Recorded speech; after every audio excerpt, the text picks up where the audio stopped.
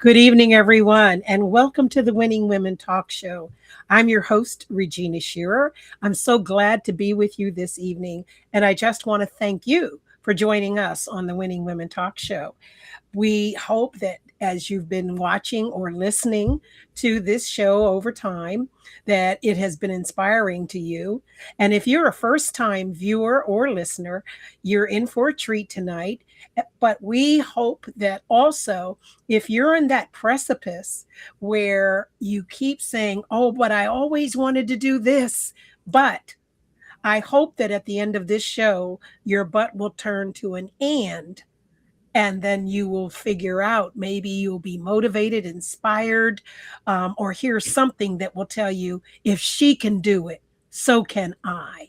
And that's what this show is all about, listening to women who are doing incredible, amazing things in their lives that not only fulfill their dreams, their ambitions, their goals, but also benefit other people. And in doing that kind of work, we hope that you will also say, this is something that I want to do, because maybe it's something that's right up your alley, something you've been thinking about. But if not, we hope that the journey you hear will allow you to know that obstacles and hurdles that come along the way, there are ways to overcome. And these are not women who are celebrities on television or any of that. They are everyday people, people that you might stand in back of in the grocery store line or in some bus stop or wherever you may be. And you never have a clue that this woman in front of you or in back of you is doing something incredible. So I hope you enjoy the show tonight. Now, you have an opportunity to actually participate in this show. We would love to hear from you. I know our guests would love to have a call from you or receive an email with a question or comment. And in order to do that, you can contact us by calling us at 781 384 5587. I'll say that again, especially for those of you listening. 781 384 5587. And if you are a little phone shy, that's okay. Email me, Regina at rgbinternetradio.com. And my name is on the screen along with our guest tonight, so that should be easy enough to do. I am so pleased to introduce to you tonight our guest, who is Rochelle Santos. She is the International Communications Manager for Keurig Dr. Pepper. She is an award-winning communications and marketing professional who is focused on building impactful strategies, many of which are first of their kind, that develops teams, campaigns, communications, and communities. At Keurig Dr. Pepper, Rochelle supports enterprise communications for human resources and corporate affairs, reaching frontline and corporate employees through engaging, visual, and actionable communication.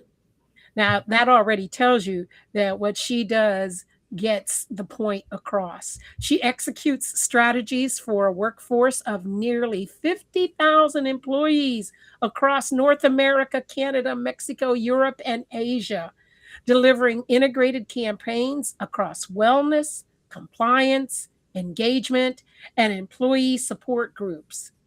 Now, prior to Dr. Pepper, Keurig Dr. Pepper, I should say, Rochelle was the media and communications manager for Framingham Public Schools in Framingham, Massachusetts, driving strategic communication goals that supported 15 schools, 20 plus central office departments, 2.6 thousand staff members, a little over that, and a little over 9.2 thousand students, their families, and the broader community, all of which resulted in her being selected as the New England School Communicator of the Year award winner in 2023-2024.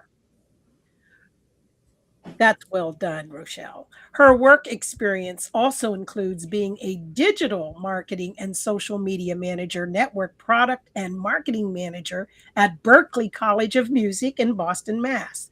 She's a graduate of Northeastern University, She majored in criminal justice and the music industry.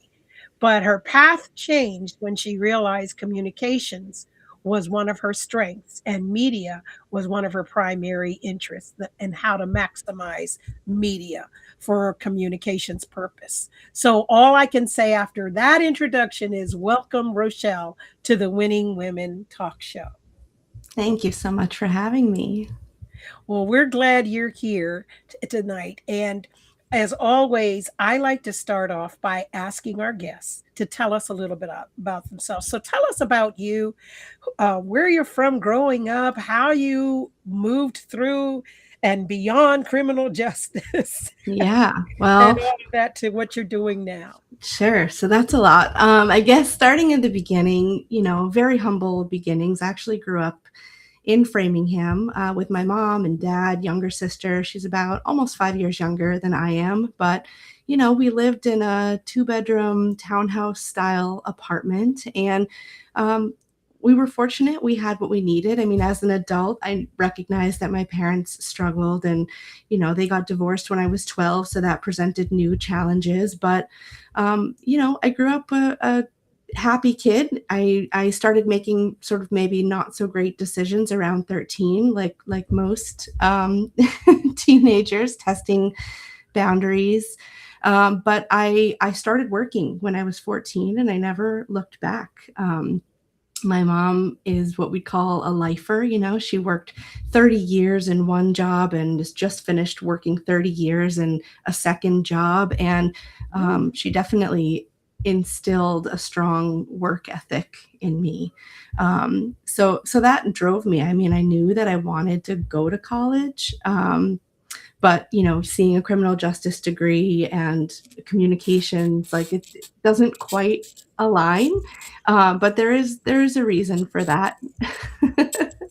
Yeah. um, yeah, so I was studying a criminal justice, taking all the courses, and I really enjoyed it. But Northeastern is has a co-op program, and I picked it mostly for that, but also because I wanted to be in Boston. I wanted to be close to home. I wanted a walkable urban campus.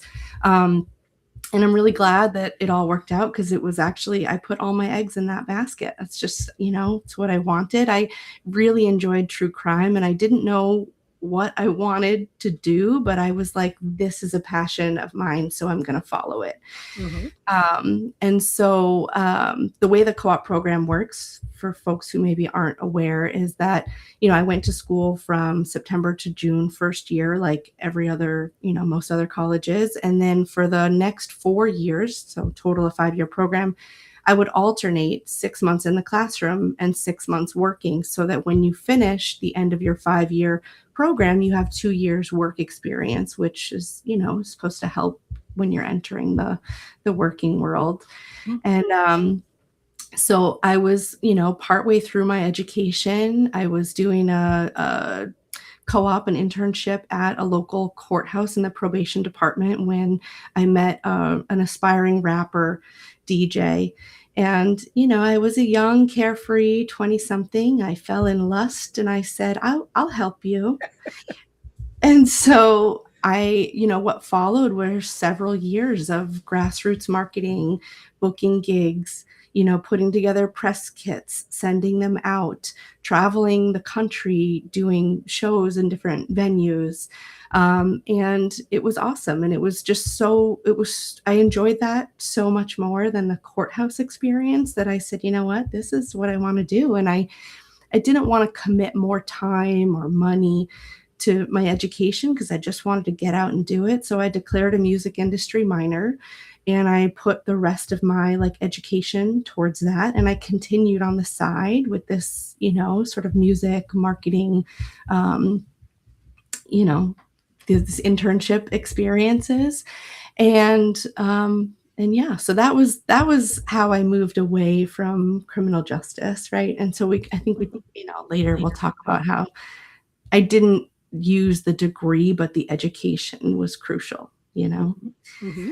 Um, so yeah, so the fun of that sort of ended with my college experience, and I needed to do a little soul searching. And so I left the country. I got a work visa. I moved to London by myself. I was 24. And through an organization, I was able to get different temp jobs. And I traveled and I worked and I made money and I saved money. And when the student loans, came rolling in, I was prepared, to take care of them. But I got to see more of the world in that 6 months than I ever had growing up, you know, which was pretty amazing. And so, um, I came back and it was time to get a real job. So that's like the, again, Right. sort of like the humble beginnings, and then how, my life changed in college. And so, Did yeah. you want to come back? That's a great question. I did want to come back. I always knew that I was going to come back. For me, it was I wanted to see what would happen if you dropped me in somewhere where I knew nobody and knew nothing, and can I survive? And I thrived. And so that was like my graduation present to myself, and it was like what I needed to start my real life. I could have stayed. I actually, the company that I was working for at the end offered me the opportunity to stay, and they would have given me a visa. And I said, I came, I saw, I conquered. And, maybe there's Right.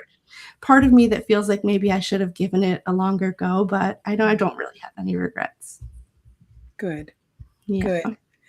So when you came back and you said, I have to get a job, Mhm. where did that take you? Yeah. So I responded to an ad. I honestly can't remember where, but I know when I drove up to the place, I thought to myself, I should probably have told somebody where I was going, because I didn't know if I was going to go home. Like we were in Carlisle, Massachusetts, which is like super rural, like, very quiet town, really, really small. But I drove into the driveway and there's a hill, and then you walk down behind the driveway and there's like a sunroom, and it was a recording studio, and it was all built underground, a very cool historic recording studio. I mean, they had amazing accolades. Unfortunately, it's no longer open, but the job ad that I replied to was for an executive assistant for a CEO of a record label and recording studio. And I mean, how lucky to find something like that in Massachusetts, and only like 30 minutes from where I lived. I didn't even have to go and deal with the city traffic. It was just like a dream come true. And it was awesome. I mean, the premise of the record label was that there were artists on the label who had had previous success, and sort of found a new home with this independent label. So we worked with artists like Lisa, Mm, from the Cult Jam, Lisa and the Cult Jam, okay. Ryan Toby, who was part of City High, who was also Ahmad in Sister Act 2. He wore the beanie and sang "Oh Happy Day." Okay. Um, and Susana Lubrano was a famous Cape Verdean artist. So we had a mix of artists.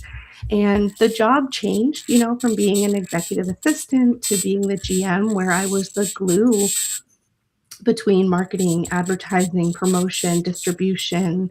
I started an internship program. We moved an office into Boston and started an internship program. And I had a rotation of 15, local college students every semester, sort of turning out, and they were Ooh, creating social media campaigns and contests, and some of the grassroots marketing, some street marketing. And so, yeah, so that was almost 5 years. And I loved it. I probably would have stayed forever, but the challenge I was having was just some like instability, right? Like a young company that was trying to do amazing things, but I had challenges with paychecks and health insurance and no 401k. And I just thought, I'm supposed to be doing something for my future, you mhm. know? Right. So that's when I pursued my next opportunity. And was that Berkeley? That was Berkeley, yeah. So I followed the passion line of music, but Mhm. the role changed. So this position, the network product manager, was that they were, so there's Berkeley campus, right, online in Boston, and then they also have an online program. So anybody can take online music courses with world-renowned Berkeley, staff and faculty. And so that they were basically building an online community, a professional network for the students of the online program to connect with students on the ground, as well as staff and faculty and alumni. And it was a place for them to connect, collaborate, get access to discounts on different music gear, and software and services, and to find jobs and things like that.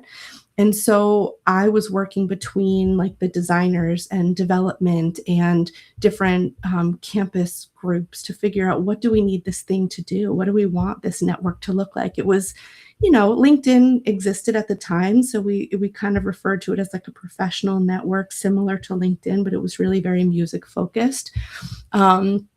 And so while it was being developed in this like window of time, I did a lot of business development. So I would go to different partners in this business development space, right? Like the companies who offered services, gear, software, and would work out a cross promotional exchange. So I would get their like a discount to their products or services, and I would put those in the network. I would take ads to promote their companies and put them in the network through sort of like an ad manager.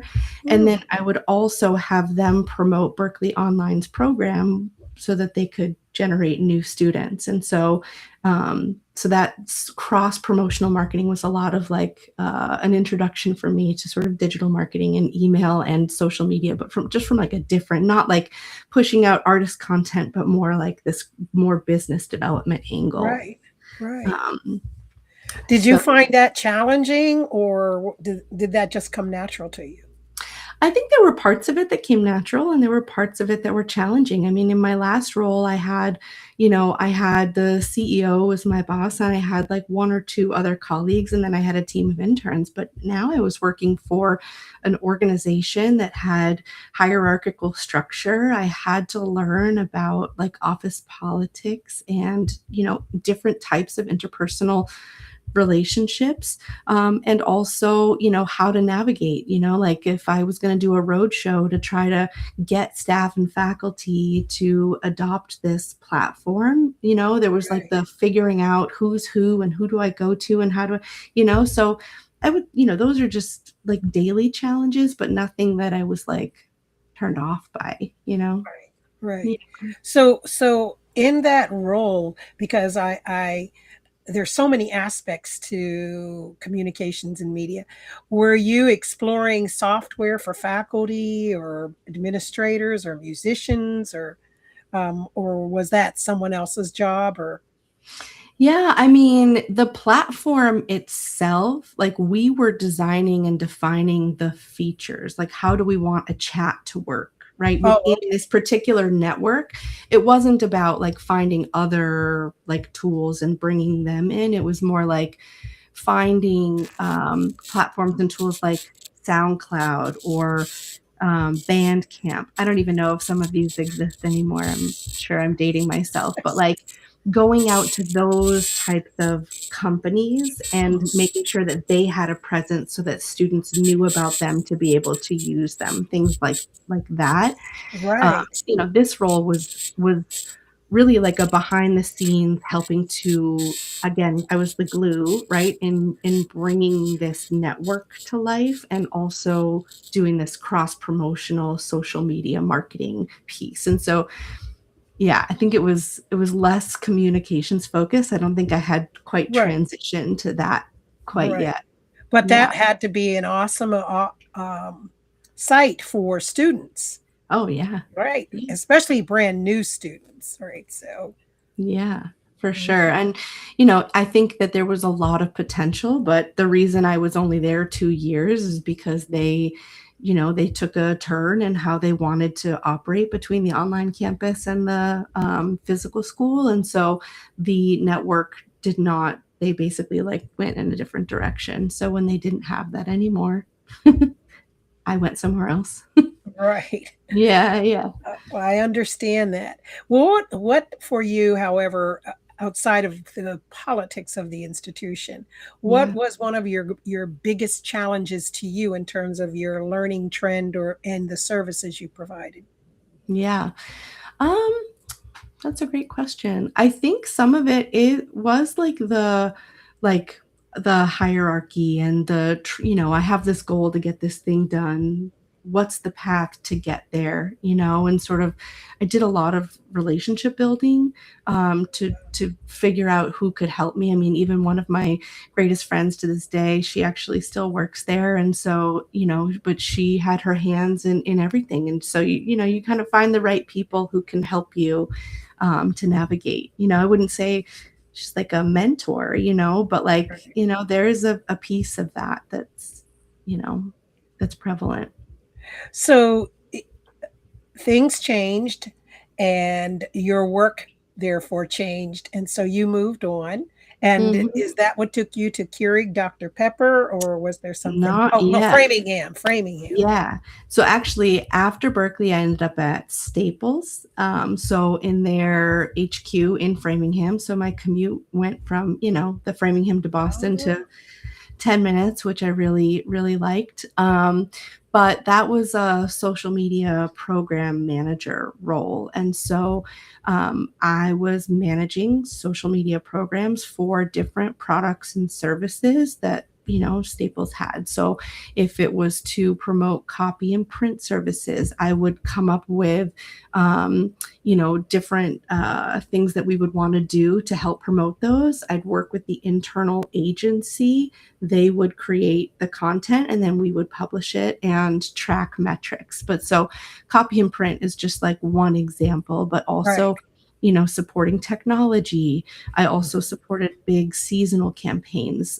So like back to school, what we call the most wonderful time of the year, right? You still hear that ad all the time. I know I picture myself like going down the aisles with the shopping cart. Um, but so we would create like campaigns targeted to teachers or campaigns targeted to consumers, big giveaways, partnering with their internal comms and PR folks to elevate their public relations programs and partnerships. And that was awesome. That was going from small company to bigger higher ed institution to like Fortune 500, like, thousands of employees. Uh, Right. so that, I guess there's some challenges there, but, you know, I, Right. I'm right back in it actually now I think about that. So, yeah, because I'm thinking, so now while there may have been thousands of students at Berkeley, you are now in an industry at Staples where you've got thousands of employees that are, Hmm. yeah. Yeah. So, okay. So, for those of you who have joined us, you have been listening to Rochelle Santos, and she is, and I want to get this title correct, Manager of Internal Communications at Keurig Dr. Pepper, right? Correct. And she's been sharing her journey to getting to this point. We haven't heard what she does there, so you didn't miss anything about that role. But she's been sharing the roles that led up to the one she currently is in, and we hope that if you've been listening for a while, that you are learning some things and maybe even saying, "Yeah, that happened. Something similar happened to me like that." But most of all, that you're hearing how she dealt with change. I love it. I actually in a pre-show discussion, I told her no one ate your cheese, no one took your cheese, and we've been laughing about that. But I hope you're enjoying what you've heard so far, and we want to hear from you. Don't be shy. Please feel free to call in at 781-384-5587, or you can email me, Regina, at RGB Internet Radio, com. If you want to make any comments, ask any questions, I'm sure that Rochelle would be more than glad to respond to them, and is looking forward to hearing from you. In the meantime, I want us to take a note of our sponsors. And if you are going to run and get something to drink or to eat, you dash away now, because we're going to take a very quick break for one of our sponsors, and then we will be right back. Don't go too far. At Portal to Hope, we're here to help victims of domestic violence, sexual assault, and stalking crimes. We provide support, resources, and hope to those who need it most. We believe that everyone deserves to live a life free from violence. If you or someone you know is in danger, please reach out for help. Call us at 781-338-7678. We offer a variety of services including counseling, legal aid, job assistance, and housing support. We also work to raise awareness about these issues and to advocate for change. Together, we can create a world where everyone is safe and free from violence. Portal to Hope is here for you.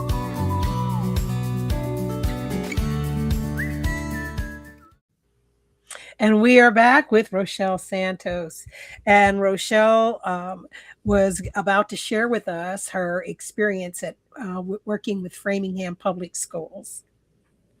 Yes. So, yeah, I at the time was actually working for a company called Conventures, and I was going into Boston, and it was an event marketing agency, and the commute was long and challenging. Right, that was hard, especially as a mom with two kids under 3.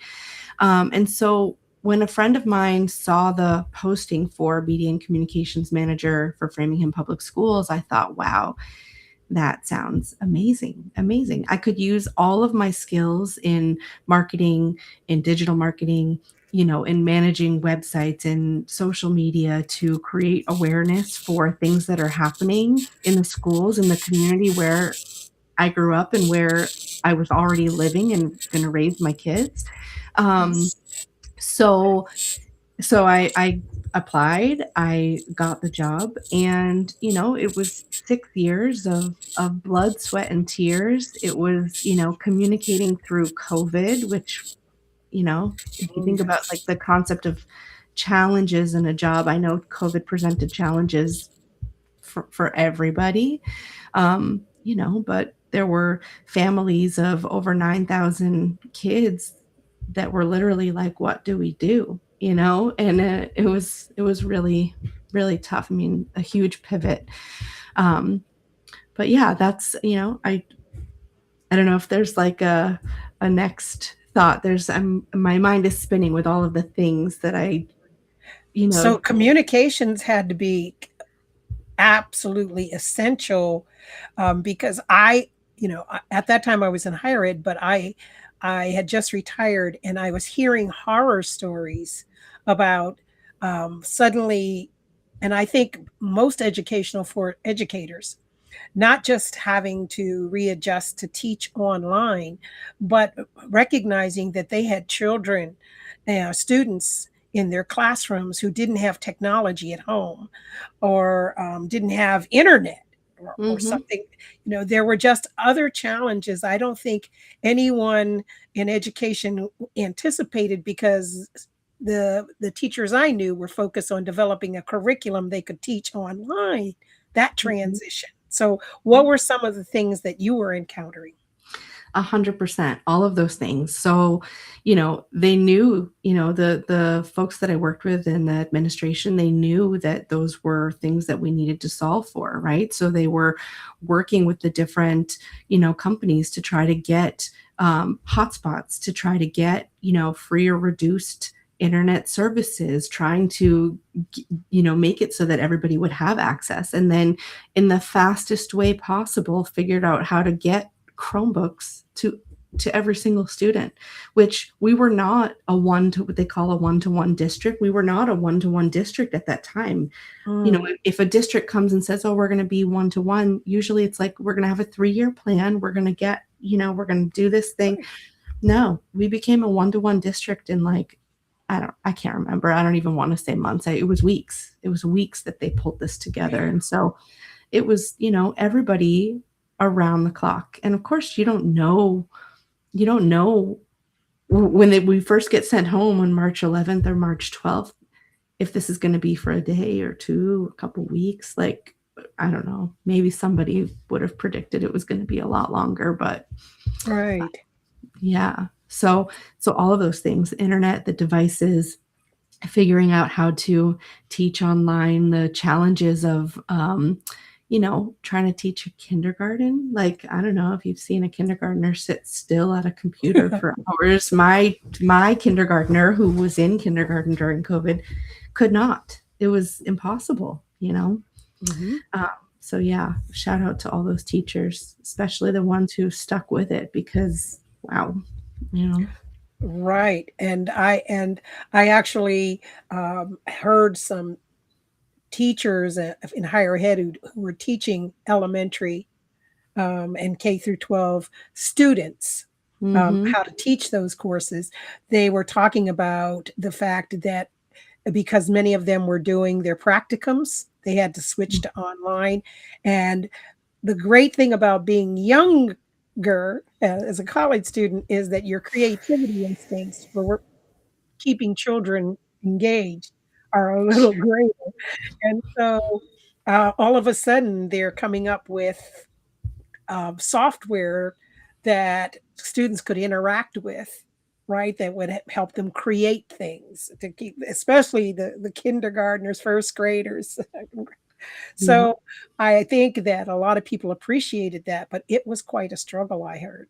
It sure was. So yeah, I mean there's all of that, right? The teaching and the learning components, but there's also the, creating the websites that, house all of these ongoing updates in each of these areas. And with the plans changing all the time, it's like you put something out and then a couple days later we have to go and change it because we're getting information from different places like the World Health Organization and the CDC, plus the Department of Public Health, right? You have a lot of different organizations helping to guide what's supposed to happen. And so, yeah, so we had these websites and they needed to be updated. And of course, there were regular communications home to families, regular communications with the staff. I mean, it felt like 24/7 for months. I can only imagine. Hmm. Someone just sent an email, it just came through and said, hello, Rochelle. Wow, have you been able to transition well from one thing? It's like a little smooth flow for you. That's and then it says, but when you're now talking about COVID and students learning, one of the things that was most challenging to our family was that public libraries were closed where we could have you sent our children because our Wi-Fi internet was not the best. Hmm. Did you interact with those as an agency? Yeah, I mean, we definitely did. Not just we with the libraries, but anywhere that the city would allow us to. And we had partnerships with different after school programs and organizations like the YMCA, the Boys and Girls Club, Mhm. right? So, like trying to find places where kids could go. Um, yeah, that was definitely something we pursued. So you didn't have any days where there was nothing to do. I can only No, imagine. That's a lot of no. content. Now you're in the content area. So was Yeah. that a big change for you? Um, I think the volume and the amount of change, like this is what we said, now here, the path that we had to bring people along, was definitely a whole new level. It was a whole new level. A lot of you know, uh, meetings going from like learning about how to talk about SAGE as a program and what is universal screening to sitting on calls with many nurses and public health officials to get information about what we should be doing and how do we distribute PPE, right? Like the variety of things that I had to understand to be able to share with the community. And also, one of the things that I would say, even in my role now is like, how do you take and internalize information and then turn it around and make it easy for other people to understand, right? Right. Um, that looks very different for me today than it did when I was at the schools, but I learned so much just from having to do that.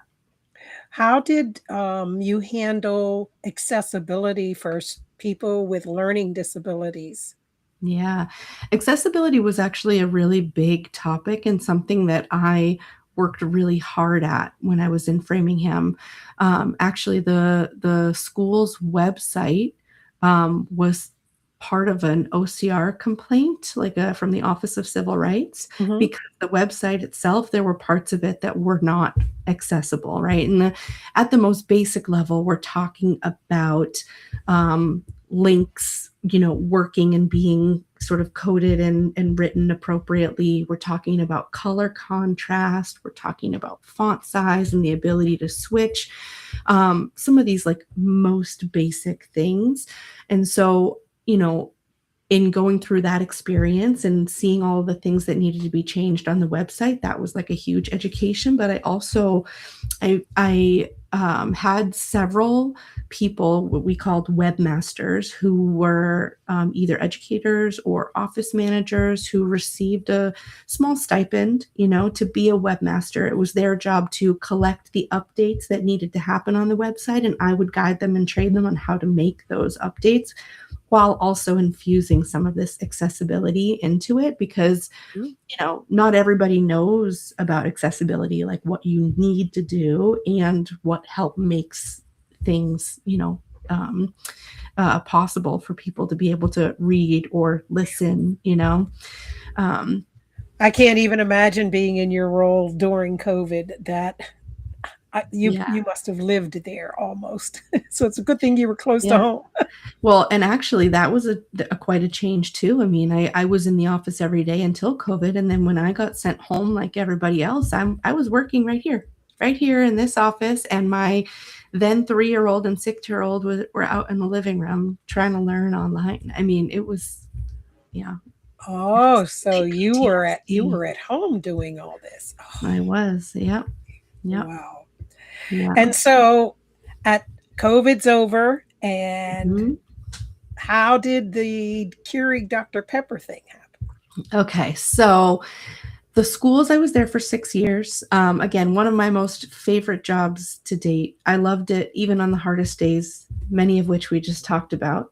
Um, and going back to that concept of my mom being a lifer, like I actually thought that I would be there forever. I would learn, I would grow, I would evolve, I helped start a what they call the New England School PR Association, which was like a chapter of a national organization for school communicators to connect and collaborate and be a resource for each other. Um, and I thought that was going to be my life forever. But after 6 years and some significant budget cuts, I was let go. And so, and actually I thought about this when we were on the sponsor break, but one of the things that someone said to me when my role was eliminated at Berkeley that really, really helped me, and I keep coming back to it when other jobs get eliminated, is that this didn't happen to me, it happened for me. And that little like piece of advice was just like really impactful. Mhm. So while I was very sad about the losing the job in Framingham and it going away, and it's still challenging to to live here and to see some of these things all unfolding, um, it was an opportunity to do something different, and I'm super happy now. So, you just sometimes you just have to ride the wave. But I I found out that the job wasn't going to exist and I hit the pavement. I did all the things.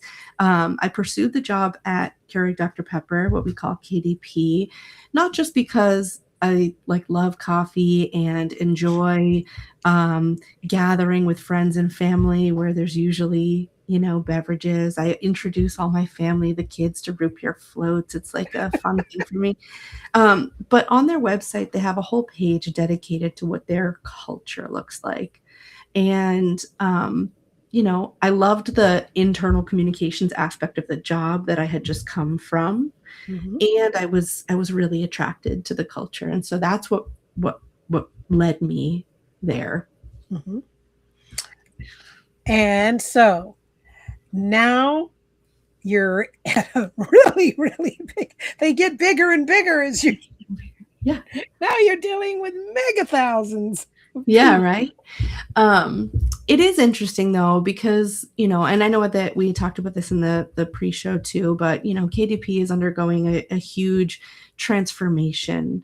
And we went from being like a 22,000 person company to a almost 50,000 person company in April with the purchase of JDE Pete's, right? So Pete's Coffee, and the JDE side that's in Europe.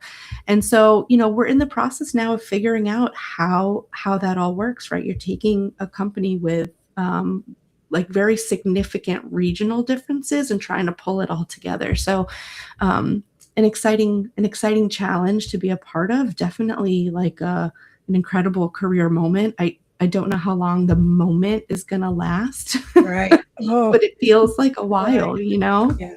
Right. Yeah. Well, again, for those of you who have joined us, you have been listening to Rochelle Santos, and we finally got to this position she has at KDP, Keurig Dr. Pepper. I like that. And we're going to hear a little more about that. But we have to take another break for one of our sponsors. I'm going to remind you again, our lines are open.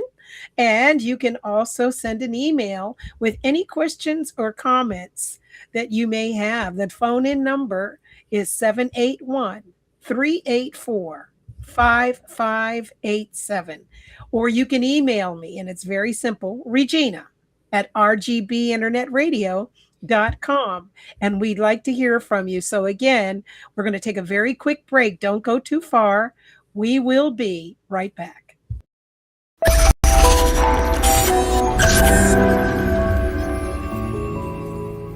Life can be unpredictable, and when those moments occur, you want the assurance that your family and property are protected. Sabatino Mastrocola Insurance Agency provides insurance coverage and security for every situation: home, life, flood, car, personal, or property. We're here to help you protect what matters most: your future. We are a full-service insurance agency providing experienced experts who speak Spanish, Portuguese, and English to assist you in acquiring the type of insurance coverage you need. That's the Sabatino Mastrocola promise. Contact us at 617-387-7466 or on our website, www.sabatino-ins.com. Get peace of mind today for uncertain tomorrows.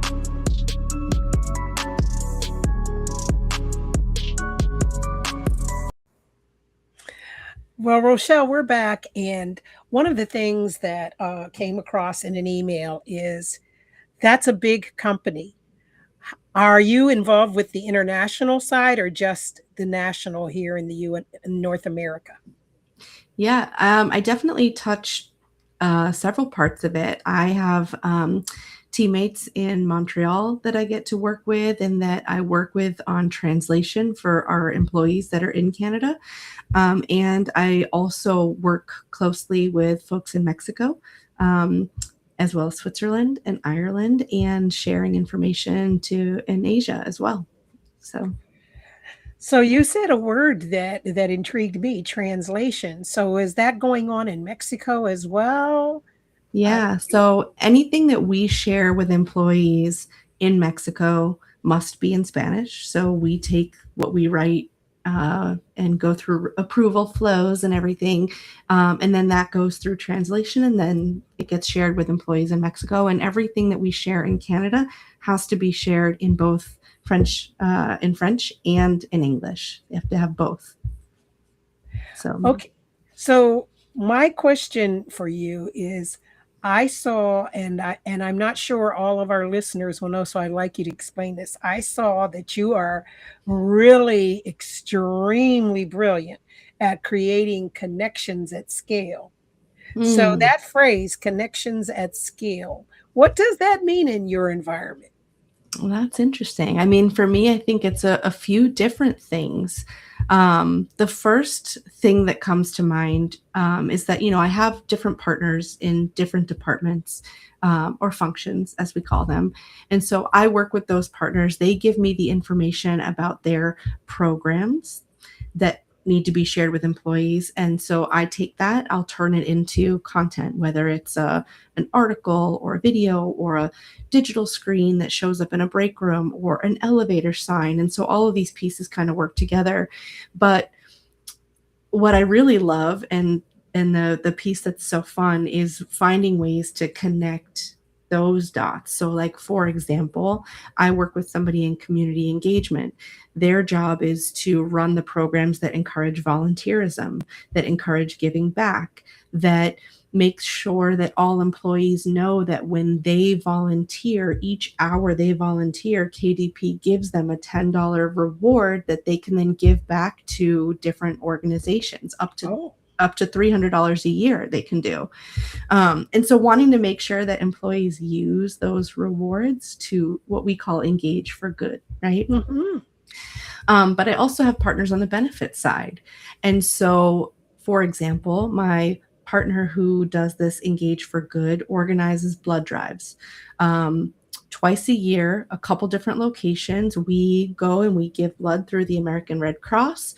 And then not only that, but we get the volunteer rewards that we can give back, but we also get points in our wellness program, right? So like connecting the pieces together so that what is happening in this world over here connects with the benefits, and that sort of everybody wins. And so Yes. so some of, I don't know, I guess when you say connection at scale, like that to me is like I'm connecting the dots between all of the different groups I work for and finding ways for their messages and their programs to overlap, like a rising tide lifts all boats kind of approach. Right. So you've moved from 22 plus thousand to 50 plus thousand. Now, for you, what are the challenges in your role in Yeah. handling communications that's going out to that many people? Yeah. Well, I mean, I would say there's several, especially right now in this time of transformation, right? I'm being put in positions to do and try new things. And while I have incredible support in my like management chain and through the organization, some of it is for me like chartering new territory. Like I don't, so that is again, it's like a recurring challenge. But because the company is so big and because there's so many people, it's like amplified, right? Um, Right. there's also, reviews and approvals. So like I'm not one person writing something and putting it out to thousands of people. I need to have it checked, right? And there's a few different levels to that. A couple, some smaller articles that are a little more simple will go through my teammate. It's more of like a quality control check for style, having to learn AP style. And also the KDP editorial style. So like making sure that those things align. But then if I'm sending an email to a lot of people, especially something that's actionable, it has to go through several rounds of reviews, what they call stakeholdering. And so you send it out to this group, get it back, make edits, send it to the next group, make edits, and then it goes to the top, and then it can go out, right? So like balancing all of that and sticking to deadlines. I mean, it's just, it's something that has to be done just so. Right. Mm. Well, you've already told me something about your personality, and that is that you're flexible. Mhm. And obviously, you don't take your work too personally because I can tell you as a teacher, the minute you give something to someone and they start editing it, your teeth start going, what's wrong with it? Yeah, And but we all speak from a different viewpoint, right? And that's communicated, especially when we're writing. sure. And so for you, in this at this stage, um, where do you think you've grown the most, and what continues to be one of your biggest challenges in Yeah. this transition and transformation time? I mean, for me, the biggest challenge right now is really shifting from, even if temporarily, like the sort of fun, programmatic, awareness driven, even action driven communication to diving into change management, and what does that mean at this scale, right? That's my current challenge. um Mhm. it may or may not be keeping me up at night. I'm not sure yet. It might happen. um but, the things that I've done well with so far, I think are the things that are going to carry me through this next part, right? So, like relationship building. I have partners who sit in Texas who I see in person once or twice a year, but we're connected all the time. And we're not on the same team, but we feel like we're on the same team because we really have that level of partnership. And so, that's what I need to do now. I'm going to build new partnerships to Mhm. help, me find success and understanding what needs to be done and how to do it. And I'm going to do it. It's going to be great. I think, and I, to me, those are priorities that I think you have in put in the right place for this moment in time. Throughout your years, you've moved far away from criminal justice, Very much so. and even from music at this point, right? Although I know you love it because you told me that. However, as a woman, you're in an industry that there are a lot of women in. Mhm. However, when it comes to either technology or communications, sometimes women's voices are silenced or quieted down. Mm. And it doesn't sound like that's what you're experiencing. But as a woman, what has been a challenge for you as a woman in the industry, especially the communication side, media communication side of work? What has been, as a woman, your greatest challenges? Yeah, that's a great question. I'm surrounded by incredible, strong, brilliant women who not only have institutional knowledge to help me in my current position, but have years of experience doing this and all kinds of things that, that they are a support system. Um, Challenges that, I mean, I'm trying to think of challenges, tied specifically to, because I'm a woman, and I don't know. I don't know that I hate to say I don't know that I have them, but I just, you know, the women that I share all of my content with for reviews and approvals are women. There's women at the top. I Mm, just I aspire, to be like that, They've done that's it. wonderful. Yeah. I'm glad to hear that because Mhm. there are a lot of institutions where that's not always the case, which leads me to the next question that's here, and that is, do you mentor? You sound like you have a lot to offer, a lot of experiences to share, and a lot of wisdom. So, do you mentor at all? So, informally, I would say yes. But actually, I've been waiting, for the last like several cycles. I've promoted this on campus mentor program, right? And it's where basically a person who works at KDP gets to take on a co-op for weekly one-on-one check-ins to find out how it's going, to help with navigation, to, create a connection, to create opportunities for engagement. But you have to have been at KDP for 2 years to do it. Hmm. I haven't been there 2 years yet. So I'm waiting for my formal opportunity. But in the meantime, I find ways, with colleagues. I had a colleague who was at KDP up until a few months ago, and she had some significant challenges, and I did my best to kind of guide her through them, and she's no longer there and she's in a new role, and so she was successful in transitioning into something new. So I feel like I had maybe a small part in that. Play in that, yeah. Another piece that's coming to mind, so we have what's called employee resource groups. There's 8 of them. They are employee-led programs.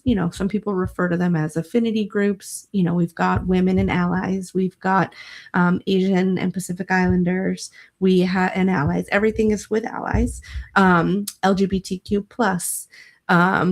We have African American and allies. So we have 8 of these groups, and part of my role is to support them in their enterprise communication. So they each get 1 month a year where they create programming for the entire company to participate in. And so it's been my job to create the communication that promotes those programs and encourages event attendance and volunteerism and all the things that their month supports. So one of it's really great. Again, it's all on that culture website, the page on the KDP website, that made me be like, if they actually do all the things they say they do, like, this has to be a wonderful place. And so far it has been. But in May, I helped with the Asian and Pacific Islander Heritage Month, and they wanted to do a video series. And so, it's their message, it's their work. And all I did was, create a video template so that they could drop in these little video clips. But one of the young women who did a video, she was sharing about how she was raised, and she talked about how there's like such great respect for the elders. And so she has struggled with, being quiet at work or being seen as quiet at work, instead of, raising her voice, and not raising her voice in a yelling way, but speaking up, because she didn't want to be seen as disrespectful. And the way she presented it just was an aha moment for me, just recognizing that this is somebody's experience. And if I have any part in sharing this more broadly to help open the eyes of men in the room, of elders in the room, that would be very impactful. So I loved that. Yeah, I can imagine. Well, that's wonderful. Yeah. I hate to tell you this, our time has come to an end, and I had there's a couple more questions, but I just cannot tell you how I admire and appreciate the work you're doing, and I'm glad you're in such I'll put a culturally significant environment. I'm glad about that. And I'm glad that as a woman, your challenges are more so with your work than your femininity. And that speaks volumes to, one, that people respect you for what you know and what you can do. Otherwise, trust me, there would be some challenge, some more challenge. I am very fortunate. You're totally right. Yes. So, but I want to thank you so much for being on this show. And thank you for the journey you've taken. I know that this has inspired someone, because you've covered a few areas, but you've learned from each one to move into the next area and go up. And I guess the next time we may have an opportunity to talk with you, you'll be dealing with hundreds of thousands of employees that you're communicating with. Yeah. But thank you so much for being an incredible winning woman. And thank you for being on this show. Thank you so much for having me. Thank you. And for all of you who have been watching, I hope you enjoyed the show this evening. And I hope you enjoyed listening to Rochelle Santos share her journey to her work at KDP. Also, that sounds like a radio station, but it does. Hearing Dr. Pepper. And we wish you much success. Now, if you've enjoyed this show and you want to see more of what's happening on RGB Internet Radio, you can go to the website, www.rgbinternetradio.com. And if you go and click on those 3 bars in the upper right-hand corner, you can click on Schedule and Shows, and you'll see the variety of other things that you may want to tune into or watch on radio or on YouTube and Facebook Live. And if you just caught this show and said, "Oh, I missed the beginning," don't worry. You can go on Saturday for sure. You can go on the rgbinternetradio.com website and go to schedule and shows, select Winning Women Archives, and there you're going to see her. The very first one, you'll see Rochelle Santos' name, and you can watch the show. If you don't want to wait, you can go to YouTube channel or to Facebook Live and view these videos. Okay, well, I just want to say to you, have a great evening. Thank you for being with us. And don't forget, if she can do it, so can you. So the rest of this week, enjoy it. And don't forget, love somebody. We're out of here, and we hated to do it, but we've got to say goodbye.